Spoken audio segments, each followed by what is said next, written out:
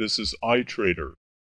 In this video, I'm tracking the ES for a long trade after the US session open at 8:30 Central Time, indicated with the vertical line.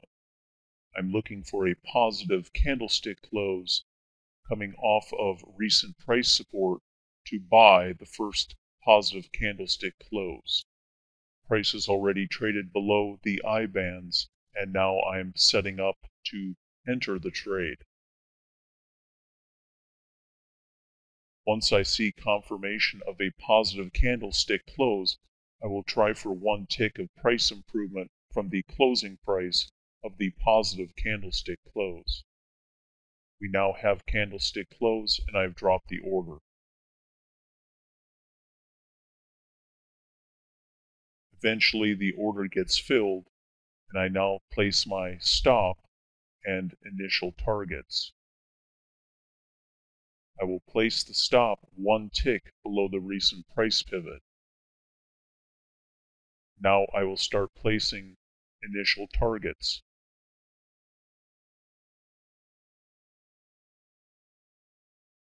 I'll place the first target for 2 contracts, and the final target will be for 1 contract.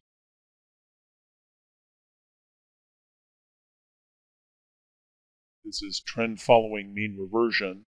The market had a very substantial rally prior to the Chicago Open for the S&P trading.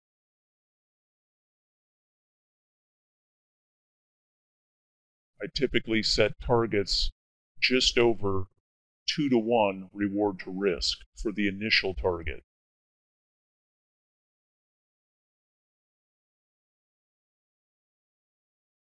Once price trades to the opposite side of the outer I bands, I would then move my initial stop to break even. This is the standard way of trading. I trade when using the I bands with the iRenko adjustable candlesticks. I have the iRenko adjustable candlestick set to 12% offset at this time. I am positioning to drop the stop, protective stop, at the entry price once the ES trades beyond the blue line that I have drawn for the outer I bands channel. I've now moved the stop to break even. This is now a risk-free trade. As price trades above the uppermost I bands, I will lock in 1 tick of additional profit by moving the stop from break even to +1 tick. Price did pull back and is now advancing back in the intended trade direction, and I move my stop to the bottom of the recent price pivot.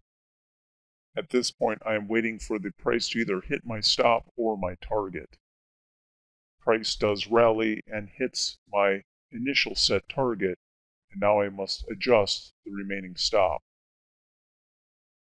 Since I only have 1 position remaining, the stop has now been set to 1 position, and I'm starting to lock in additional profits. I move the stop up to the upper I bands area.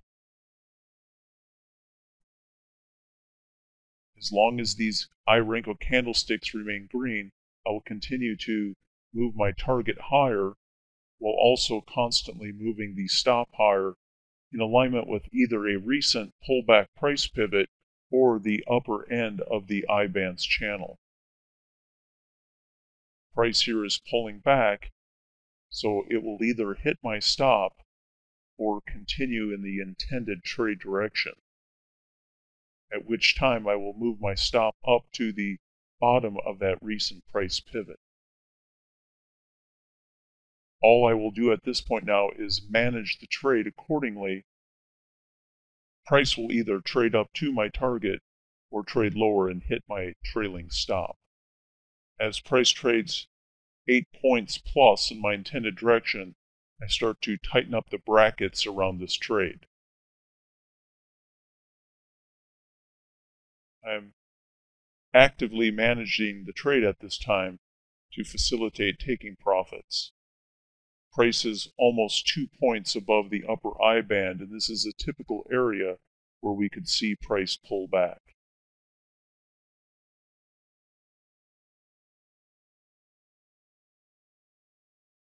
Regardless, this trade is now well over 3-to-1 reward to risk from entry at 1958.75 pricing level. So far, price has traded to my fill level but has not yet filled the order. I remain in standby mode. Once the target is hit, then I remove my protective stop. As you can see, this trade achieved almost 4-to-1 reward to risk. For this trade, I used very active in-trade management, keeping the trailing stop very close to the current price level. Follow the trends using tight stops for high probability trading.